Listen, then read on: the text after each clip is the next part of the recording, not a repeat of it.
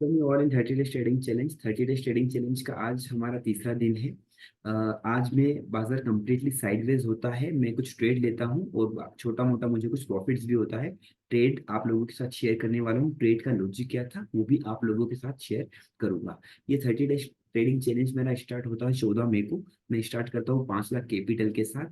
और आज में 17 मई को ये तीसरा दिन है हमारे लिए। तो सिंपली पहले मैं आपको लेके चलता हूँ आज के ट्रेड डिटेल्स पर लेके चलूंगा, फिर आपको लॉजिक शेयर करूंगा। तो यहाँ पर सिंपली आप देखेंगे, पहले मैं आपको ऑर्डर्स पे लेके चलता हूँ, आपको क्लैरिटी मिल जाएगी क्या ट्रेड्स लिए थे मैंने। तो यहाँ पर आप देखिए आज में क्या होता है। बाजार का रेजिस्टेंस एंड सपोर्ट सेम होता है, 22,400 पर ही रेजिस्टेंस होता है और 22,400 पर ही बाजार का जो है सपोर्ट होता है। तो ये मेरे लिए एक रेंज थी ट्रेडिंग की। तो सिंपली क्या करता हूँ मैं, यहाँ पर आप देखोगे पहले मैं आपको 22,300 का कॉल ऑप्शंस में सेल कर देता हूँ। जब बाजार 22,400 पर था तो मैं 100 पॉइंट इन द मनी चला जाता हूँ, plus 100 point in the money चला जाता हूँ। तो मैंने 100 पॉइंट नीचे का कॉल ऑप्शन सेल कर दिया 22,300 का, और 22,500 का पुट ऑप्शंस को भी मैंने सेल कर दिया। इसमें आप देखोगे 193 के आसपास कुछ मेरी सेलिंग होती है और यहाँ पर सेलिंग होती है 213 पर। तो ओवर एन एवरेज वो ये जो लेग देख रहे हो ये मैंने छोटी क्वांटिटी बाय करके रखी थी, 4 रुपए के आसपास से 2 रुपए पर। ये केवल मार्जिन रिलीज हो सके मेरे मुझे ट्रेडिंग के लिए। तो ये मार्जिन रिलीज करने के लिए मैंने क्वांटिटी ट्रेड की थी। यहाँ पर आप देखोगे कुछ 3,900 के आसपास का प्रॉफिट्स आपको दिख रहा होगा। और ये ट्रेड्स में लेता हूँ 10 बजे के बाद, हर दिन मैं ट्रेड्स को लेता हूँ 10 बजे के बाद, और डे एंड 3 बजे तक मैं उनको होल्ड करता हूँ। यहाँ पर आप देखोगे तो इसकी टाइमिंग भी आपको सिंपली मैं टाइमिंग दिखा देता हूँ। यहाँ पर आप देखोगे मैंने ट्रेड्स कब लिए थे, 10:18 के आसपास आपको ट्रेड्स दिख रहे होंगे। और इनको एग्जिट कब करता हूँ मैं, 3:01 पर, करेक्ट है। तो 10 के बाद मैं इसमें एंट्री लेता हूँ।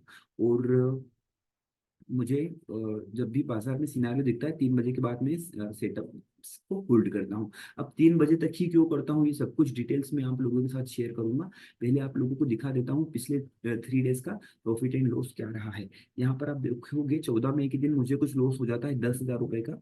उसके बाद 16 मई को कल में बाजार अच्छा ट्रेंडिंग होता है, कुछ 24,500 के आसपास का प्रॉफिट है। और आज में 17 मई के दिन कुछ जो है प्रॉफिट दिख रहा होगा, यहाँ पर आप ये अपडेट हो जाएगा। 3900 रुपए के आसपास का प्रॉफिट अपडेट हो जाएगा। ब्रोकरेज कटने के बाद आई थिंक 3800 3700 रुपए रह जाएगा। चलिए कोई प्रॉब्लम नहीं। अभी आप देखोगे ये मैंने यहाँ पर आपको समझाया है। यहाँ पर क्या कैपिटल था मेरा, अभी 5,14,000 का कैपिटल है, प्लस इसमें 3800 रुपये ऐड होते हैं, तो ये कुछ अराउंड हो जाएगा 5,18,000 के आसपास का मेरा कैपिटल हो जाएगा। ये मैंने स्टार्ट किया था फर्स्ट ईयर के साथ। चलिए अभी आपको लेके चलता हूँ ये मैं ट्रेड्स क्यों ले रहा हूँ, उसके पीछे का लॉजिक क्या है। तो इसके लिए सिंपली मैं आ जाता हूँ 10 बजे के बाद एनएससी ऑप्शन चेन डेटा पर। तो यहाँ पर मैं देखता हूँ वॉल्यूम के कॉलम में आ जाता हूँ। देखिए ये जो इस साइड का वॉल्यूम है ये है सीई साइड का, और ये जो आपको दिख रहा होगा ये बीच में स्ट्राइक प्राइस है, इस साइड का डेटा पीई की साइड का है। तो यहाँ पर मैं रेजिस्टेंस पर सेल कर देता हूँ, सपोर्ट पर बाय करता हूँ। तो रेजिस्टेंस में कैसे ड्रॉ करता हूँ उसके लिए मैं आ जाता हूँ सिंपली वॉल्यूम के कॉलम पर। और वॉल्यूम पर देखता हूँ सबसे हाईएस्ट वॉल्यूम कौन सी स्ट्राइक प्राइस पर है। यहाँ पर आप देखोगे आपको 18 लाख का हाईएस्ट वॉल्यूम दिखेगा कौन सी स्ट्राइक प्राइस पर, 22,400 की स्ट्राइक प्राइस पर। तो ये मेरे लिए क्या प्लानिंग हो गई थी कि जब भी बाजार में हाईएस्ट वॉल्यूम 22,400 पर था, जब भी बाजार 22,400 पर जाएगा मैं कॉल ऑप्शन को सेल कर दूंगा, क्योंकि बाजार वहां से रिवर्सल जाना चाहिए। मैं उसी टाइम देखता हूँ बाजार में हाईएस्ट वॉल्यूम पुट साइड में कहाँ पर है। तो सेम मुझे मिल जाता है 15,65,000 का, और ये भी सेम ही स्ट्राइक प्राइस पर मिलता है 22,400 पर। इसका क्या मतलब है कि बाजार जो है एक साइड वेज रह सकता है। आज में ये ट्रेड प्लानिंग हो सकती है, और एक्चुअली बाजार आज में साइड वेज भी होता है जो मैं प्लान करके रखता हूँ उसके अकॉर्डिंग। तो देखिए क्या होता है एक्चुअली, जब भी बाजार साइड वेज होता है ना तो यूजुअली उसकी एक ट्रेडिंग रेंज होती है। ये 22,400 पर बाजार थोड़ा सा वेट, एक मिनट। यस। तो क्या होता है एक्चुअली, बाजार जब भी 22,400 पर जाता है, ठीक है, तो बाजार वहां से रिवर्सल लेके आ जाना चाहिए नीचे में कहाँ तक, 22,350 पर। 22,350 में बाजार टर्न अराउंड हो जाना चाहिए, क्योंकि यहीं से सपोर्ट रहता है। और जब भी बाजार ऊपर में जाता है तो 22,450 तक जा सकता था, ये मेरी प्लानिंग थी। क्योंकि रेजिस्टेंस भी सेम स्ट्राइक प्राइस पर था, और जो है सपोर्ट भी सेम स्ट्राइक प्राइस था, दोनों ही एक स्ट्राइक प्राइस पर था। तो दोनों 50 पॉइंट ही नीचे आ सकते थे, ये मेरी प्लानिंग थी कि इससे ज्यादा बाजार मूव नहीं करेगा। तो बाजार इसी रेंज के आसपास ही मूव करता है जब मेरी यहाँ पर ट्रेड प्लानिंग होती है। तो ये सिंपली मेरी ट्रेड प्लानिंग थी। उसी के बेसिस पर, वॉल्यूम के बेसिस पर मैं ट्रेड यहाँ पर ले लेता हूँ। आई होप आपको लॉजिक क्लियर हुआ होगा। लेकिन बाजार क्या होता है, 22,400 पर जब स्पॉट में चल रहा होता है, यहाँ पर मैं कोई ऑप्शन को सेल कर देता हूँ। बाजार स्लोली एंड स्पीड, बहुत धीरे धीरे बाजार ऊपर में चला जाता है, 22,500 को टच कर देता है। मैं ट्रेड को होल्ड करता हूँ, क्योंकि 3 बजे तक मुझे होल्ड करना होता है ट्रेड को। और जब ये नीचे में आ जाता है 22,450 के आसपास, तो यहाँ पर 3 PM के आसपास में मैं अपने सभी ट्रेड्स में से एग्जिट हो जाता हूँ, और प्रीमियम डीके का मुझे कुछ बेनिफिट्स हो जाता है, और अल्टीमेटली मेरा ट्रेड क्लोज हो जाता है कुछ 4 हजार के प्रॉफिट के आसपास। आई होप आपको लॉजिक क्लियर हुआ होगा। मैं डिटेल्ड में इस पर एक वीडियो बनाऊंगा, आप वो वीडियो देखिएगा, आपको उसमें ज्यादा क्लैरिटी मिल जाएगी। अभी आप देखिए, एक्चुअली ये सेटअप में आप मेरे साथ 30 डेज तक कनेक्टेड रहिएगा, क्योंकि ये सेटअप्स में हर दिन में एक ही जो है निफ्टी पर ट्रेड लेना वाला हूँ नेक्स्ट 30 डेज तक। इसके अलावा मैं किसी भी जो है इंडेक्स पर ट्रेड नहीं लूंगा। ट्रेड में मेरी एंट्री होगी हमेशा 10 बजे के बाद। जहां पर रेजिस्टेंस रहेगा मैं वहां पे कॉल ऑप्शन को सेल करूंगा, सीई को सेल करूंगा मैं। और जब बाजार सपोर्ट पर आएगा तो मैं क्या करूंगा, पीई को सेल करूंगा। और ये सब कुछ मैं केवल बिना चार्ट देखे एनएससी ऑप्शन चेन डेटा के बेसिस पर ही ट्रेड करूंगा। 10 बजे के बाद मैं ट्रेड में एंट्री लूंगा, क्योंकि 10 बजे के पहले यूजुअली बाजार वोलेटाइल होता है, वो अपना रेजिस्टेंस एंड सपोर्ट शिफ्ट होता रहता है। तो मैं 10 बजे तक वेट करता हूँ, और 3 PM तक मैं वेट करूंगा ट्रेड में एंड तक। सपोज करो उसके पहले, ऐसा नहीं है कि ऑप्शन सेलिंग में नुकसान नहीं होता है, डेफिनेटली ऑप्शन सेलिंग में भी बड़ा नुकसान होता है।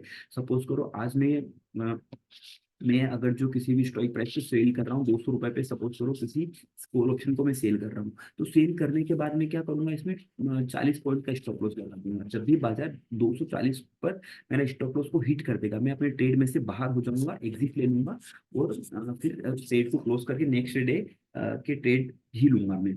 और पहले दिन यही होता है, पहले दिन ही बाजार मुझे स्टॉप लॉस दे देता है, और इस तरीके से मुझे 10 हजार का नुकसान हो जाता है। बट आप देखोगे, हमेशा मैं रिस्क रिवॉर्ड के बेसिस पर ट्रेड करूंगा यहाँ पर, और अगले दिन मुझे बाजार में अच्छा 1:2.5 का रिस्क रिवॉर्ड मिल जाता है, और मुझे कुछ 25,000 के आसपास का प्रॉफिट यहाँ पे मिल जाता है। तो लंबे टाइम में हमेशा आपको प्रॉफिट में कौन रखेगा, आपको अच्छा रिस्क रिवॉर्ड है, देन ही आप एक अच्छे प्रॉफिटेबल रह सकते हो। अगर आप एक्यूरेसी पर जाओगे कभी भी, तो आप जो है लंबे टाइम में एक प्रॉफिटेबल ट्रेडर नहीं बन पाओगे। क्या होता है एक्चुअली, जब भी आप ट्रेडिंग करोगे ना, ट्रेडिंग को एक्चुअली लगने के अकॉर्डिंग नहीं करना चाहिए कि यहाँ से बाजार, मुझे लग रहा है कि बाजार यहाँ से ऊपर जाएगा या नीचे जाएगा। कभी भी लगने के बेसिस पर आप ट्रेड मत करो, क्योंकि इसमें कभी भी आप प्रॉफिटेबल नहीं हो सकते। सिंपल सा कॉन्सेप्ट है। क्या होगा सिंपली, एक मिनट, क्या होता है देखो, जब भी आप लगने के बेसिस पर ट्रेड करोगे ना, तो हो सकता है बाजार आपके फेवर में जाए। आपको लग रहा था कि यहाँ से बाजार बाय की साइड जाएगा, आपने बाय कर लिया, बट जब बाजार में थोड़ा सा वोलेटिलिटी आएगी, आप डर के कारण उसमें से एग्जिट हो जाओगे, और फिर आप देखोगे बाजार आपके फेवर में चला जाता है। फिर आप रिग्रेट फील करोगे कि अरे यार, मैंने प्लान तो सही किया था, बट बाजार मुझे नुकसान देने के लिए ही आया था, है ना। इस तरीके के थॉट्स आएंगे। बट ये सब कुछ थॉट्स नहीं आएंगे जब आपके पास बिल्कुल क्लैरिटी के साथ एक प्लानिंग होगी। आपकी जोरदार प्लानिंग होनी चाहिए। आपको किस टाइम पर आप ट्रेड करोगे, आपकी क्वांटिटी क्या रहने वाली है, कहाँ पर आप स्टॉप लॉस आएगा तो एग्जिट कर लोगे, सब कुछ चीजें अगर जो आप पहले से प्लान करके रखोगे, तो आपको इमोशंस कभी भी ट्रेडिंग के बीच में नहीं आएंगे। अदरवाइज हमेशा आप रिग्रेट ही करोगे कि बाजार मुझे नुकसान देता है, या आपके माइंड में तो थॉट्स आ सकते हैं जब आप बिना प्लानिंग के ट्रेड करेंगे। तो हमेशा ट्रेडिंग में प्रॉफिटेबल तभी हो सकते हो जब आपके पास एक अच्छा सा रिस्क रिवॉर्ड होता है, और आपके पास एक बढ़िया सी प्लानिंग होती है। सेटअप आपके पास कमजोर भी होगा तो भी आप प्रॉफिटेबल हो सकते हो, अगर आप रिस्क रिवॉर्ड पर फोकस करते हो तो। आई होप आपको कुछ लर्निंग मिली होगी। आप मेरे साथ कनेक्ट रहिए नेक्स्ट 30 डेज तक। जो भी मेरे इमोशंस आते हैं, मैं हर डे आप लोगों के साथ शेयर करूंगा कि ये मुझे आज इमोशनल इशू हुआ था, या यहाँ पर थोड़ी सी मेरी ट्रेडिंग साइकोलॉजी बिगड़ी थी। तो जिस दिन जो भी इशू होगा, मैं आप लोगों के साथ शेयर करूंगा। डेफिनेटली इन 30 डेज में आपको बहुत सी हेल्प होने वाली है। और अगर आप बिना चार्ट देखे ट्रेडिंग करना सीखना चाहते हैं, तो डेफिनेटली आप 30 डेज तक मेरे साथ कनेक्ट रहिए। यूट्यूब पर भी मैं लाइव आता हूँ 10:30 बजे के आसपास मॉर्निंग में। 1 घंटे हम लोग यूट्यूब पर लाइव सेशंस में जुड़ते हैं, 1 आवर का सेशन लेते हैं। वहाँ पर भी आपको काफ़ी लर्निंग मिलेगी। आई होप आपको कुछ वैल्यू मिली होगी इस वीडियो से। अगर जो आपको कंटेंट अच्छा लगा हो, तो आप वीडियो को लाइक कर सकते हैं, शेयर कर सकते हैं, या आपको कुछ भी प्रॉब्लम हो तो आप मुझसे पूछ सकते हैं। डेफिनेटली मैं उस पर रिप्लाई देने वाला हूँ। तब तक के लिए thank you very much. Thank you for watching.